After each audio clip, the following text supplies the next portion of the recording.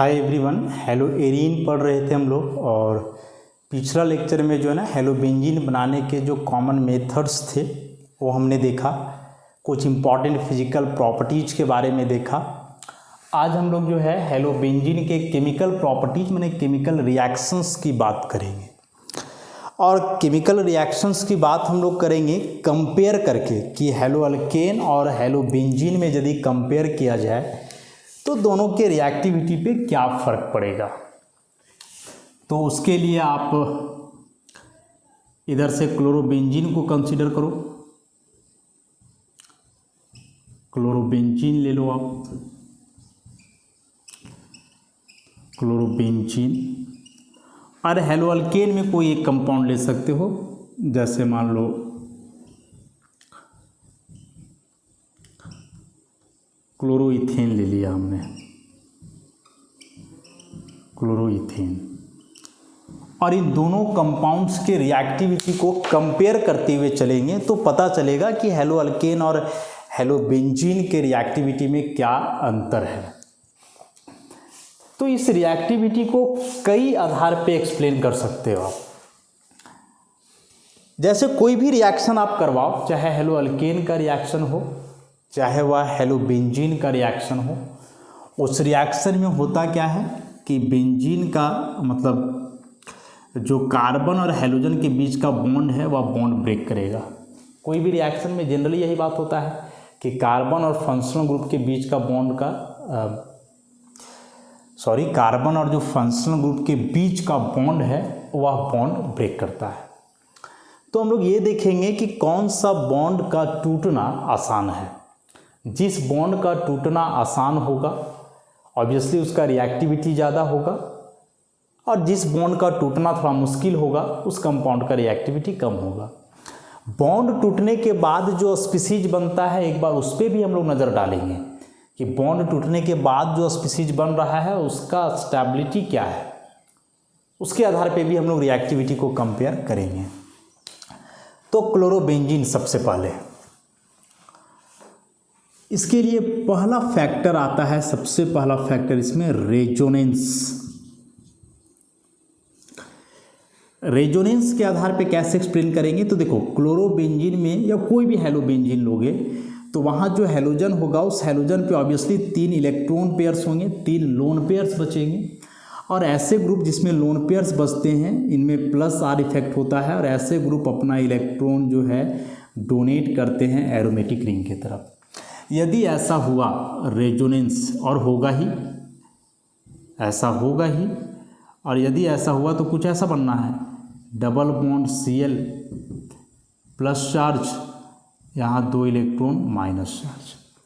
मतलब बेंजीन का कार्बन और क्लोरीन जो हेलोजन है उसके बीच देख रहे हैं हम लोग डबल बॉन्ड आ जा रहा है। This is double bond character. और यह केस क्लोरोइथेन में नहीं होगा, इसमें रेजोनेंस नहीं होगा। तो on the basis of resonance we observed that in chlorobenzene the CCl bond acquires double bond character, but in chloroethane or any haloalkane no such case is observed. And due to the double bond character obviously this bond will be stronger and difficult to cleave it or break it। कि double bond character के चलते या जो bond होगा मजबूत होगा, और जब मजबूत होगा तो इसको तोड़ना या काटना मुश्किल होगा। लेकिन यहाँ ऐसा कोई केस नहीं आ रहा है, कोई रेजोनेंस नहीं है, कार्बन हेलोजन के बीच कोई डबल बॉन्ड कैरेक्टर नहीं है, तो इस बॉन्ड का टूटना थोड़ा आसान होगा। तो रेजोनेंस के आधार पे हम लोग देख रहे हैं कि ज़्यादा रिएक्टिव कौन हो रहा है, हेलोअल्केन क्लोरोइथेन, कम रिएक्टिव हुआ हेलोबेंजीन मतलब क्लोरोबेंजीन। दूसरा फैक्टर इसमें हम लोग देखेंगे हाइब्रिडाइजेशन के आधार पे। दूसरा फैक्टर इसमें हम लोग देखेंगे किस पर, हाइब्रिडाइजेशन के आधार पर। हाइब्रिडाइजेशन के आधार पे आप क्या देखोगे कि जो हेलोबेंजीन है इस हेलोबेंजीन में कार्बन क्लोरीन का जो बॉन्ड है, यहाँ तो कार्बन का हाइब्रिडाइजेशन है sp2, तो यह जो बॉन्ड होगा कार्बन क्लोरीन का बॉन्ड, या होगा sp2p सिग्मा।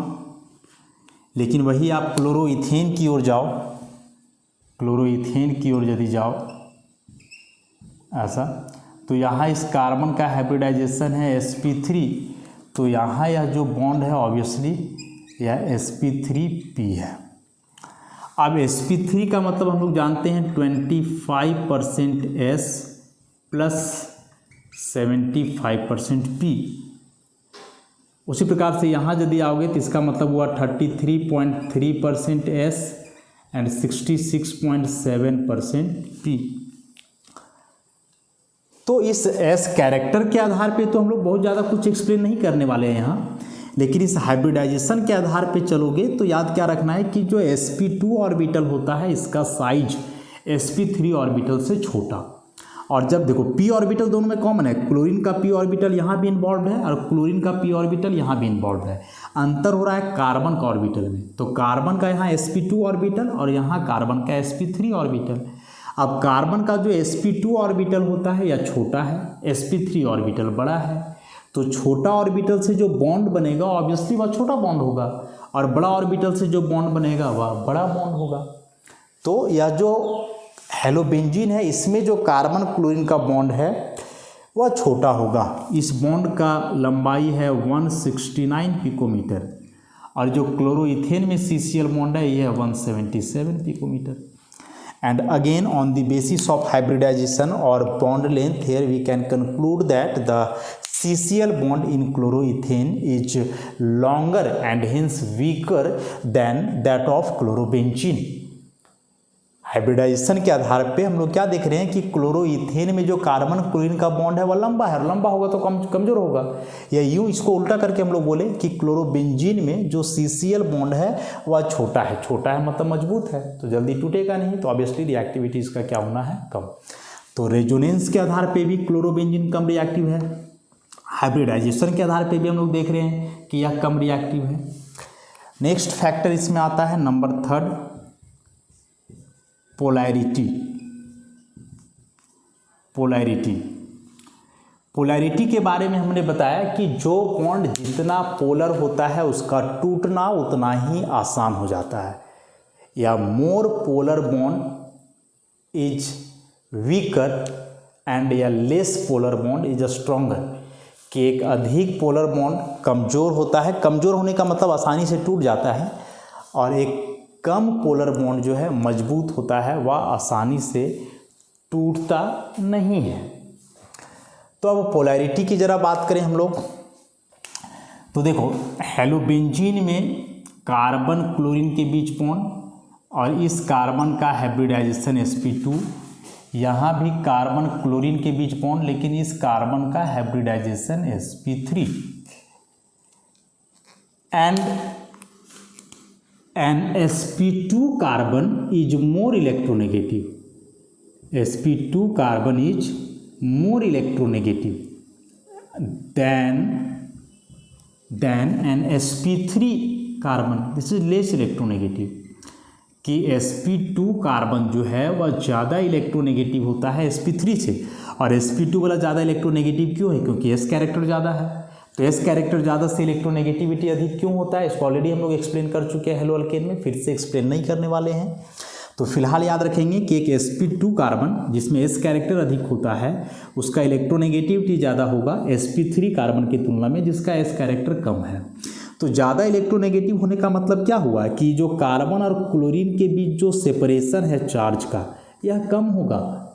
क्लोरीन पे नेगेटिव चार्ज आ रहा है, कार्बन पे पॉजिटिव, इसलिए क्योंकि क्लोरीन ज़्यादा इलेक्ट्रोनेगेटिव है तो ये कार्बन के इलेक्ट्रॉन को विड्रॉ कर रहा है। तो यह जितना ज़्यादा कार्बन के इलेक्ट्रॉन को विड्रॉ करेगा इस पर उतना ज़्यादा नेगेटिव और इस पर उतना ज़्यादा पॉजिटिव और बॉन्ड उतना ही ज़्यादा पोलर।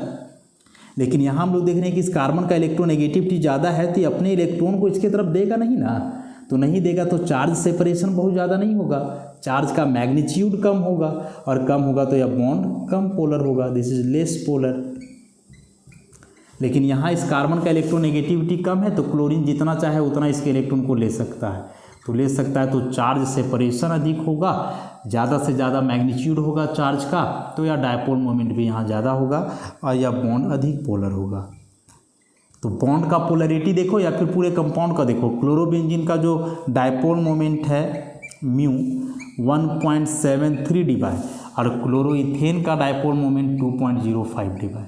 तो डायपोल मोमेंट के आधार पे हम लोग देख रहे हैं कि haloalkane is more polar than haloarene या हेलोबेंजीन, और बताया कि जो ज़्यादा पोलर बॉन्ड होता है वह आसानी से टूटता है। तो इस हिसाब से भी हम लोग क्या देख रहे हैं कि जो हेलोअल्केन में कार्बन हेलोजन का बॉन्ड है वह अधिक पोलर है, आसानी से टूटेगा, इसलिए जो है यह ज़्यादा रिएक्टिव होगा हेलोबेंजीन के तुलना में, जिसमें कार्बन हेलोजन का बॉन्ड कम पोलर है।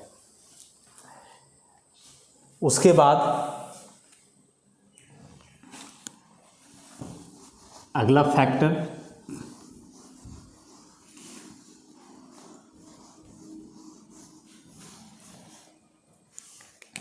Number 4, stability of intermediate. Stability of intermediate, और इंटरमीडिएट का स्टेबिलिटी हम लोग कैसे समझेंगे? तो जैसे मान लो कि इसमें बेंजीन और कार्बन के बीच बॉन्ड है, बेंजीन या कार्बन ही, बेंजीन और माने बेंजीन का जो कार्बन और हेलोजन है उसके बीच बॉन्ड है। तो जब यह बॉन्ड ब्रेक करेगा तो यहाँ इंटरमीडिएट बनना चाहिए ऐसा, दिस इज फिनाइल कार्बोकेटाइन। उसी प्रकार से जो क्लोरोइथेन है या कोई भी हेलोअल्केन है, जब इसमें ही बॉन्ड ब्रेक करेगा तो कार्बन पे आ जाएगा पॉजिटिव ऐसा। अब अभी जो यह कार्बन है ई है sp2 हाइब्रिडाइज्ड और ई वाला कार्बन है अभी sp3 हाइब्रिडाइज्ड, ठीक। लेकिन जब एक बॉन्ड यहाँ से हटेगा, ये बॉन्ड हट गया, तो अब यदि इस कार्बन को देखोगे तो इसका 3 ही बॉन्ड है, 3 ही में से सिग्मा 2 है, तो उस हिसाब से इसका हाइब्रिडाइजेशन हो जाएगा sp। और इसका देखोगे तो अब इसका 3 बॉन्ड बचा, 2 हाइड्रोजन के साथ एक इधर सिग्मा, तो अब इसका हो जाएगा sp2। sp2 कार्बन पे पॉजिटिव एंड sp कार्बन पे पॉजिटिव। sp कार्बन है, इसका मतलब हुआ कि इसमें 50% s और sp2 मतलब हुआ 33.3% s। बार बार बताया जा रहा है कि s कैरेक्टर जितना अधिक होता है इलेक्ट्रोनेगेटिविटी उतना ही ज़्यादा, और यदि एक मोर इलेक्ट्रोनेगेटिव एटम पे पॉजिटिव चार्ज है इसका मतलब वह स्पीशीज हाईली अनस्टेबल है। पॉजिटिव चार्ज किसी पे भी हो वह अनस्टेबल ही होता है, लेकिन वही पॉजिटिव चार्ज यदि एक मोर इलेक्ट्रोनेगेटिव एटम पे है तो वह हाईली अनस्टेबल होगा। तो पॉजिटिव चार्ज यहाँ भी कार्बन पे ही है और यहाँ भी कार्बन पे ही है, लेकिन इस कार्बन का हाइब्रिडाइजेशन sp है, 50% s कैरेक्टर है, मतलब this carbon is more electronegative than this one, and the positive charge on a more electronegative carbon atom indicates that this chemical species is highly unstable। कि एक more electronegative carbon पे positive charge होने का मतलब बता रहा है कि यह जो स्पीसीज है हाईली अनस्टेबल है। अरे अनस्टेबल दोनों है, लेकिन यह हाईली अनस्टेबल सिंपली अनस्टेबल होगा। तो जो हेलोबेंजीन के केस में इंटरमीडिएट बन सकता है कार्बोकेटायन, यह कार्बोकेटायन हाईली अनस्टेबल होगा, जबकि हेलोअल्केन के केस में जो इंटरमीडिएट बनता है कार्बोकेटायन यह रिलेटिवली इसके तुलना में ज़्यादा स्टेबल है। अच्छा, तो इस एराइल केटायन या जो कार्बोकेटायन वहाँ अल्काइल बन रहा है उसके स्टेबिलिटी के आधार पे भी हम लोग देख रहे हैं कि यह कम रिएक्टिव होगा, कि यदि इसमें क्लोरीन का बॉन्ड टूटता है तो जो कार्बोकेटायन बनेगा ये हाईली अनस्टेबल, जबकि इसमें रिलेटिवली मोर स्टेबल, तो वहाँ बॉन्ड टूटे तो चलेगा, यहाँ नहीं चलेगा। तो एक ये फैक्टर हो गया, 4 फैक्टर्स। और एक लास्ट फैक्टर कि यदि मान लो आप न्यूक्लियोफिलिक सब्स्टिट्यूशन रिएक्शन करवाते हो हेलोबेंजीन का और हेलोअल्केन का, ठीक। तो हेलोबेंजीन लो आप और इधर आप हेलोअल्केन लो, क्लोरोइथेन लेकर के रखा है हमने, और दोनों का न्यूक्लियोफाइल से अटैक करवाओ। यह Cl निकलेगा, इस पे अटैक करेगा, रिएक्शन प्रोसीड करेगा। यहाँ भी यह Cl हटेगा, तो पहला दिक्कत तो यही आ रहा है कि Cl आसानी से हटेगा नहीं, कई फैक्टर्स हमने देखा कि बॉन्ड पोलर कम है, छोटा है, रेजोनेंस के चलते डबल बॉन्ड आ रहा है, मजबूत हो जा रहा है काफ़ी। बाय द वे किसी तरह से यदि टूट गया तो यहाँ अब जो न्यूक्लियोफाइल अटैक करेगा वह उतना आसान नहीं होगा। क्यों? क्योंकि न्यूक्लियोफाइल में नेगेटिव चार्ज है। नेगेटिव चार्ज मतलब इसका इलेक्ट्रॉन डेंसिटी हाई है। और जो यहाँ यह स्पीसीज है, दिस इज एराइल रिंग, इसमें भी 3 पाई बॉन्ड्स हैं और पाई बॉन्ड के चलते यह भी सिस्टम इलेक्ट्रॉन रिच है। तो how two electron rich systems can approach each other, कैसे दो इलेक्ट्रॉन रिच सिस्टम एक दूसरे को अप्रोच करेंगे?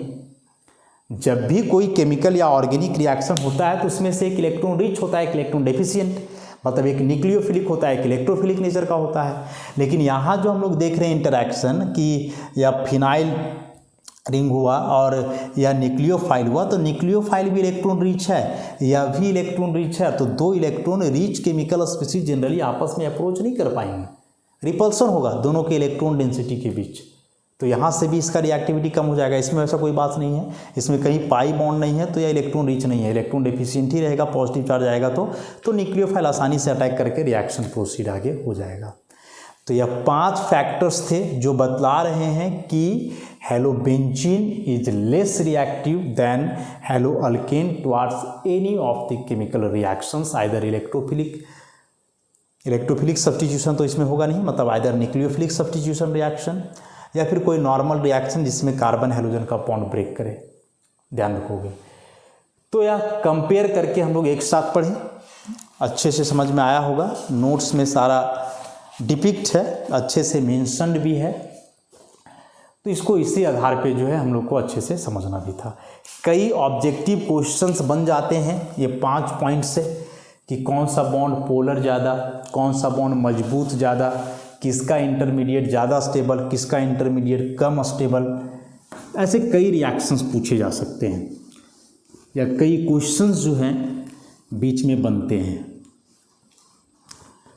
तो अब रिएक्टिविटी को कंपेयर करने के बाद कुछ केमिकल रिएक्शंस हम लोग देख लें। हेलोबेंजीन का कई प्रकार के रिएक्शंस होंगे। बेंजीन रिंग आया मतलब इलेक्ट्रोफिलिक सब्स्टिट्यूशन रिएक्शन तो कॉमन है, होगा ही। उसके अलावा मेटल के साथ रिएक्शन, रिडक्शन, कुछ न्यूक्लियोफिलिक सब्स्टिट्यूशन रिएक्शंस। तो सबसे पहले जो है हम लोग इसमें देखेंगे, सबसे पहले nucleophilic substitution reactions. Nucleophilic substitution reaction है बहुत मुश्किल, अभी हम लोग एक्सप्लेन किए। और जब मुश्किल है तो रिएक्शन नॉर्मल कंडीशन में तो बिल्कुल भी नहीं होने वाला है, ड्रास्टिक कंडीशन लेना होगा, हाई टेम्परेचर प्रेशर लेना होगा, कोई बहुत स्ट्रॉन्ग न्यूक्लियोफाइल लेना होगा, तब जाकर के रिएक्शंस होंगे। तो सबसे पहले इसमें अमोनिया के साथ रिएक्शन, अमोनिया के साथ रिएक्शन विथ अमोनिया। इसके लिए क्या किया जाता है कि क्लोरोबेंजीन या कोई हेलोबेंजीन लेकर के 2 मोल अमोनिया, जिसमें cuprous oxide as a catalyst होगा, हाई टेम्परेचर प्रेशर पे हीट किया जाता है, 475 केल्विन, 60 ATM। तो सब्स्टिट्यूशन रिएक्शन होकर के जो है एनिलीन का फॉर्मेशन होता है, ऐसा NH2 एनिलीन बनेगा, साथ ही 2CuCl प्लस 2H2O बाहर, या सिंपली H2O बाहर होगा। तो इसके पहले हमने कन्वर्सन बनाया था एनिलीन टू क्लोरोबेंजीन, अभी यहाँ से कन्वर्सन बन सकता है chlorobenzene to aniline.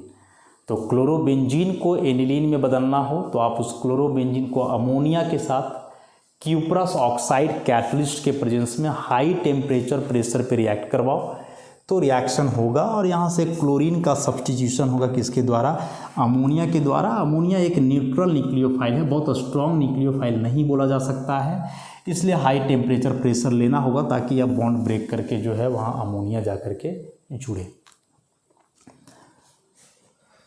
Next,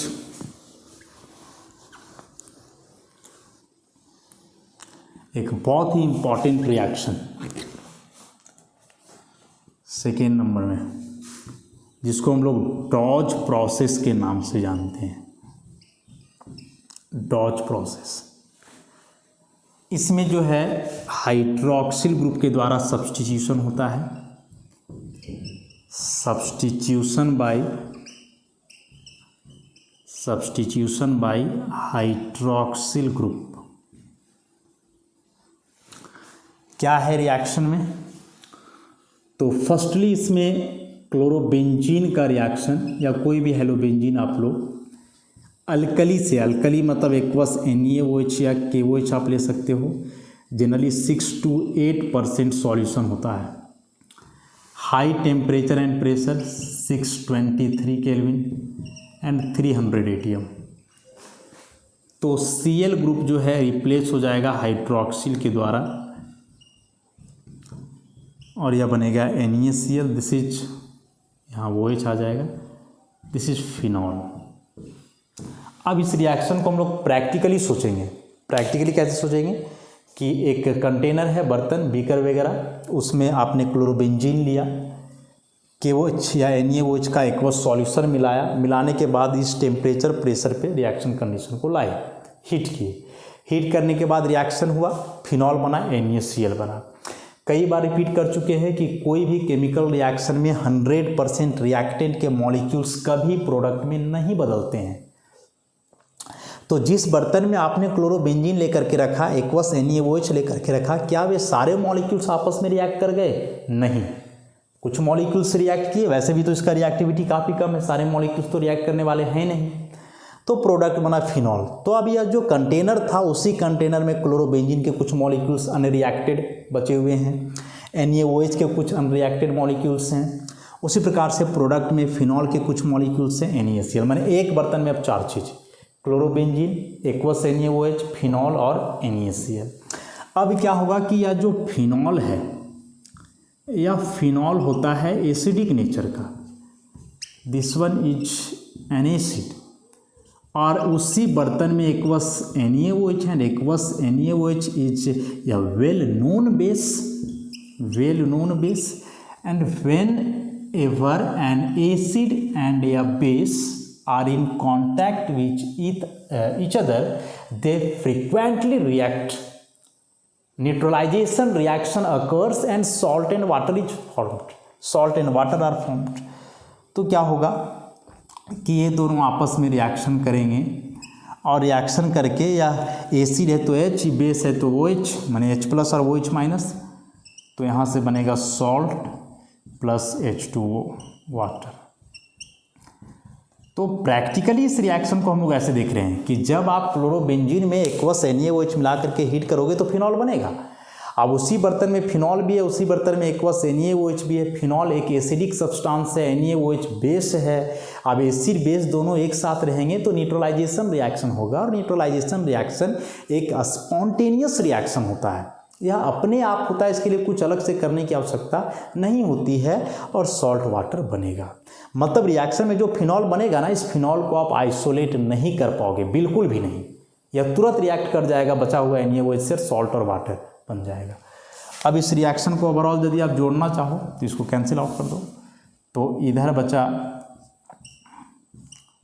chlorobenzene, NaOH 2 mole, 2 moles of aqueous NaOH, high temperature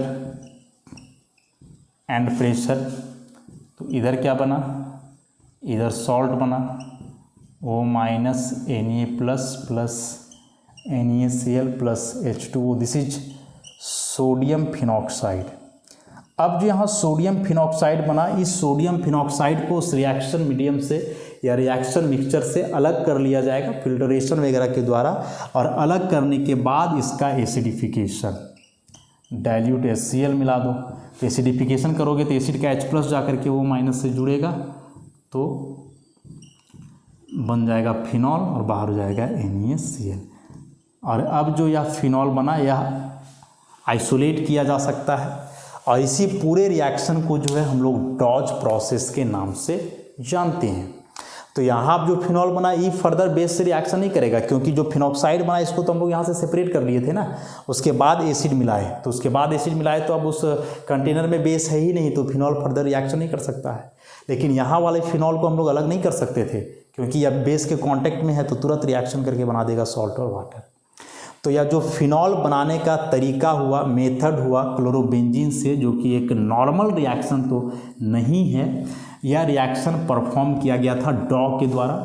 डॉ बाप बेटे दो नाम हैं, तो उन्होंने मिलकर के रिएक्शन को परफॉर्म किया और इन दोनों के नाम पर यूएसए में जो है लेबोरेटरी भी है, डॉ लेबोरेटरी। तो यह नेमिंग रिएक्शन है, काफ़ी इंपॉर्टेंट है, नोट्स लिखने भी आ सकता है एग्जामिनेशन में, ऐसे रिएक्शन कंप्लीट करने आ सकता है, या कन्वर्सन आ जाए क्लोरोबेंजीन टू फिनॉल। तो इस स्टेप को फॉलो करेंगे।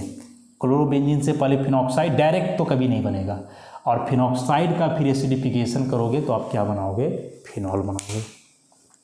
तो यह जो डॉज प्रोसेस है जिसमें कि हमने क्लोरोबेंजीन को फिनॉल में बदला, काफ़ी ड्रास्टिक कंडीशन इसमें इन्वॉल्व हो रहा था, हाई टेम्परेचर प्रेशर हम लोग ले रहे थे। तो यदि इतना वाइग्रस कंडीशन हम लोग ना लेना चाहें, इतना वाइग्रस कंडीशन हम लोग ना लेना चाहें तो कैसे रिएक्शन को परफॉर्म कर सकते हैं। तो इसके लिए क्या करना होगा कि जो एरोमेटिक रिंग है हेलोबेंजीन का, उस एरोमेटिक रिंग में आप कोई इलेक्ट्रॉन विथड्रॉइंग ग्रुप लगा दो। तो कोई इलेक्ट्रॉन विथड्रॉइंग ग्रुप जब लगाओगे तो रिएक्शन आसान हो जाएगा, इतना वाइग्रस कंडीशन नहीं लगेगा, इतना हाई टेम्परेचर प्रेशर की आवश्यकता नहीं होगी। तो जैसे मान लो कि अभी क्लोरोबेंजीन से जब आपने रिएक्शन करवाया एक्वस NaOH के साथ, तो क्या लगा 623 केल्विन और 300 ATM लगा, तब जा कर के फिनॉल बना। इसी में आप क्या करो कि यहाँ पारा पोजीशन पे कोई इलेक्ट्रॉन विथड्रॉइंग ग्रुप लगा दो, NO2 इलेक्ट्रॉन विथड्रॉइंग ग्रुप। तो जैसे ही एरोमेटिक रिंग में इलेक्ट्रॉन विथड्रॉइंग ग्रुप लगाओगे या जो है कंडीशन कंप्रोमाइज हो जाएगा, सीधा जो है 443 केल्विन NO2। प्रोडक्ट का यील्ड में बहुत ज़्यादा फर्क नहीं पड़ेगा, प्रेशर भी इतना ज़्यादा नहीं लगने वाला है, प्रेशर को ना मेंशन करें हम लोग। उसी प्रकार से एक और लगा दो, ऑर्थो पर भी और पारा पर भी, ये 1 2 3 4 ऑर्थो पारा दोनों जगह, तो कंडीशन और ज़्यादा नॉर्मल हो जाएगा और टेम्परेचर इस बार लगता है 368 केल्विन, रिएक्शन आसानी से हो जाना है। और जब आप 3 इलेक्ट्रॉन विथड्रॉइंग ग्रुप लगा दोगे 1 2 3 4 5 6, मतलब ये जो दो ऑर्थो पोजीशन है दोनों और एक पारा, तीनों ऑर्थो पारा पे यदि आप इलेक्ट्रॉन विथड्रॉइंग ग्रुप लगाते हो तो यहाँ बहुत ही वीक बेस से रिएक्शन हो जाएगा। वीक बेस मतलब डायरेक्ट आप वाटर से हाइड्रोलाइज कर सकते हो, और डायरेक्ट वाटर से हाइड्रोलाइज करके आप प्रोडक्ट का फॉर्मेशन कर सकते हो। This product is called picric acid 2,4,6 trinitrophenol. Temperature और कम हो जाना है 323 केल्विन ऐसा। तो हेलोबेंजीन का रिएक्टिविटी बढ़ाने के लिए टुवार्ड्स न्यूक्लियोफिलिक सब्स्टिट्यूशन रिएक्शन आप क्या करो कि बेंजीन रिंग में जो है इलेक्ट्रॉन विथड्रॉइंग ग्रुप लेकर के आओ। जितने अधिक इलेक्ट्रॉन विथड्रॉइंग ग्रुप्स होंगे बेंजीन रिंग में, रिएक्टिविटी उतना ही बढ़ेगा, कंडीशन उतना ही नॉर्मल होते जाएगा, प्रोडक्ट का यील्ड जो है उतना ही इंक्रीज करते जाएगा, बढ़ते जाएगा।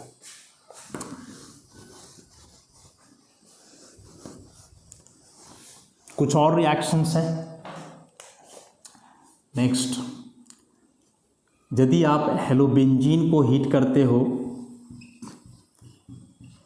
क्यूप्रस साइनाइड से डाइमिथाइल फॉर्मामाइड, इस DMF मतलब डाइमिथाइल फॉर्मामाइड, डाइमिथाइल फॉर्मामाइड मतलब दिस वन। यह एक बहुत ही important, this is highly polar solvent, और पोलर में भी एप्रोटिक सॉल्वेंट है, प्रोटॉन नहीं देता है। साथ ही साथ यह समवाट बहुत स्ट्रॉन्ग तो नहीं लेकिन बहुत वीक बेस के जैसा भी काम करता है। तो जब आप हेलोबेंजीन को क्यूप्रस साइनाइड के साथ हीट करते हो DMF के प्रेजेंस में, तो इस Cl का सब्स्टिट्यूशन होगा Cn माइनस के द्वारा और साइनोबेंजीन या बेंजोनाइट्राइल का फॉर्मेशन होगा। दिस इज साइनोबेंजीन, या इसी को हम लोग बेंजोनाइट्राइल के नाम से जानते हैं।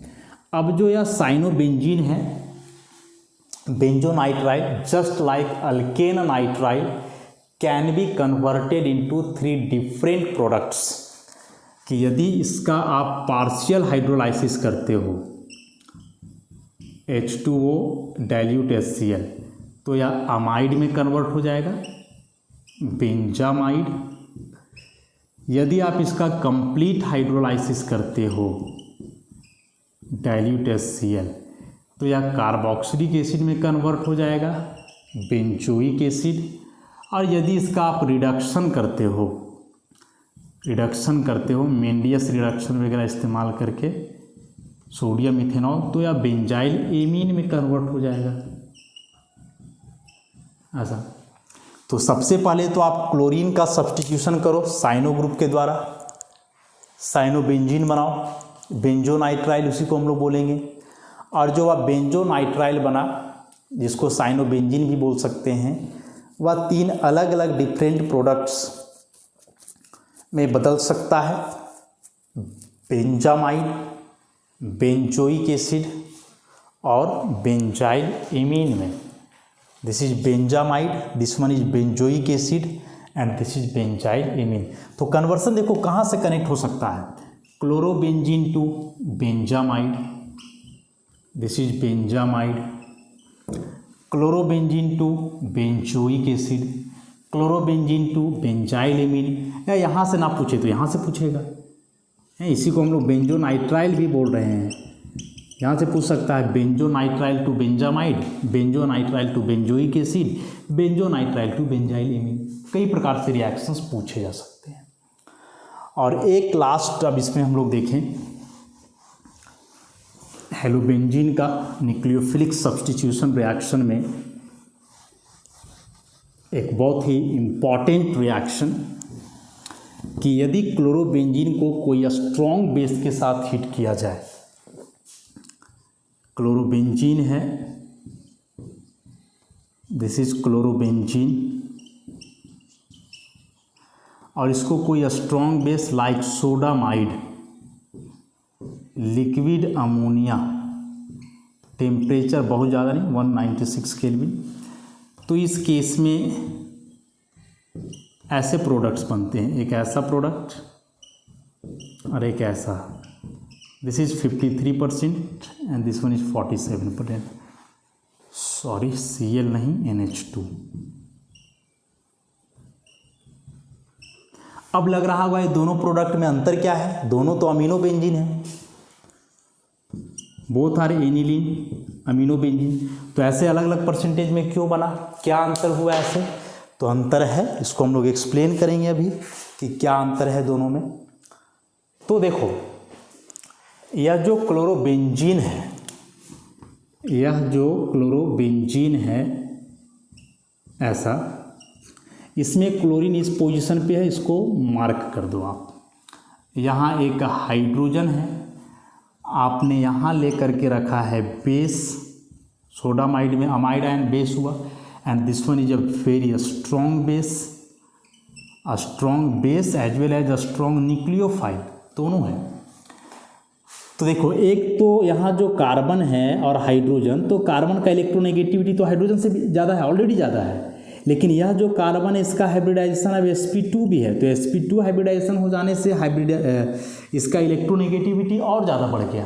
तो ये कार्बन क्या करेगा कि इस हाइड्रोजन के इलेक्ट्रॉन को विड्रॉ करेगा तेज़ी से, तब तक इधर यहाँ जो कार्बन है इस कार्बन के इलेक्ट्रॉन को विड्रॉ कर रहा है क्लोरीन, क्योंकि क्लोरीन का इलेक्ट्रोनेगेटिविटी ज़्यादा है, तो यह इलेक्ट्रॉन ले लेगा क्लोरीन, ये कार्बन फिर इलेक्ट्रॉन खींचेगा इसका, और ये कार्बन इलेक्ट्रॉन खींचेगा हाइड्रोजन का, तो हाइड्रोजन का इलेक्ट्रॉन कर दो यहाँ, तो ये बन जाएगा H+, तो इस H+ को जो NH2- है एज ए बेस एब्स्ट्रैक्ट कर लेगा, तो ये क्या बनेगा,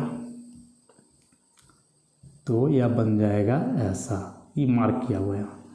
this is called benzene intermediate. Benzene intermediate बाहर क्या हुआ, तो NH2 और H मिल करके हो गया NH3 और यह Cl माइनस Na+ से मिल करके NaCl बन करके बाहर हो जाएगा। अब जो यह बेंजाइन इंटरमीडिएट बना, अब बेंजाइन इंटरमीडिएट के बारे में हमने पढ़ा है बेसिक्स ऑफ ऑर्गेनिक केमिस्ट्री में।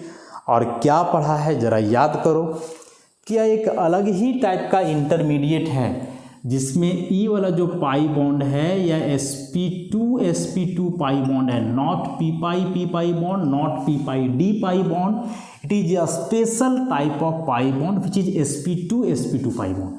मतलब यह जो पाई बॉन्ड बना है इस कार्बन का sp2 ऑर्बिटल और इस कार्बन का sp2 ऑर्बिटल के साइड वाइज ओवरलैपिंग से बना है। तो अब जब यहाँ तुम लोगे न्यूक्लियोफाइल NH2 माइनस, तो यह न्यूक्लियोफाइल इस कार्बन पे भी अटैक कर सकता है, इस कार्बन पे भी अटैक करेगा। यदि इस बॉन्ड को आप यहाँ शिफ्ट करोगे, यदि इस बॉन्ड को आप यहाँ शिफ्ट करोगे तो ये अटैक करेगा दिस वन, मतलब जहाँ से क्लोरीन हटा वहीं पे अटैक करेगा। तो इसको हम लोग बोलते हैं इप्सो अटैक, मतलब ग्रुप जहाँ से हटा वहीं न्यूक्लियोफाइल जुड़ रहा है, इप्सो अटैक। लेकिन इसको ऐसे भी तो समझ सकते हो कि यदि इस बॉन्ड को यहाँ शिफ्ट किया जाए, क्योंकि दोनों कार्बन सेम ही हैं, तो इस केस में अटैक करेगा नीचे, और इसको हम लोग बोलते हैं साइन, CINE, साइन अटैक या सीने अटैक भी इसको लोग बोलते हैं ऐसा। तो इस केस में दो अलग अलग प्रोडक्ट्स मिलेंगे। यदि इप्सो अटैक हुआ, मतलब जहाँ से क्लोरीन हटा वहीं जा करके न्यूक्लियोफाइल जुड़ा, तो यह प्रोडक्ट बनने वाला है, this one will be the product ऐसा। और इसको हम लोग बोलेंगे इप्सो प्रोडक्ट, इप्सो प्रोडक्ट। और यदि नीचे यहाँ जा करके जुड़ा जहाँ क्लोरीन नहीं था ऐसा, तो यह कहलाएगा साइन प्रोडक्ट या सीने प्रोडक्ट ऐसा। तो एरोमेटिक रिंग का यह भी एक बड़ा ही अलग टाइप का और इम्पॉर्टेंट रिएक्शन है जिसको हम लोग साइन सब्स्टिट्यूशन या सीने सब्स्टिट्यूशन के नाम से जानते हैं। अब कब इप्सो अटैक होगा, कब सीने अटैक होगा, यह डिपेंड करता है इस ग्रुप के नेचर पे, जो अभी नहीं पढ़ना है। डिटेल में इसको आगे आप हायर क्लासेस में पढ़ोगे। तो ये थे कुछ common reactions, nucleophilic substitution reactions halobenzene के। मोस्ट कॉमनली इतने ही हैं, क्योंकि ऑलरेडी हम लोग देखें कि न्यूक्लियोफाइल की तरफ बहुत ज़्यादा रिएक्टिव है नहीं हेलोबेंजीन। एक दो सिंपल रिएक्शंस और हैं जो नोट्स में मेंशन होंगे। तो इस तरह से न्यूक्लियोफिलिक सब्स्टिट्यूशन रिएक्शन समाप्त होता है हेलोबेंजीन का। कुछ रिएक्शंस मेटल के साथ और कुछ इलेक्ट्रोफिलिक सब्स्टिट्यूशन रिएक्शंस हेलोबेंजीन के बच जाते हैं, जो हम लोग आगे का लेक्चर में डील करेंगे। धन्यवाद।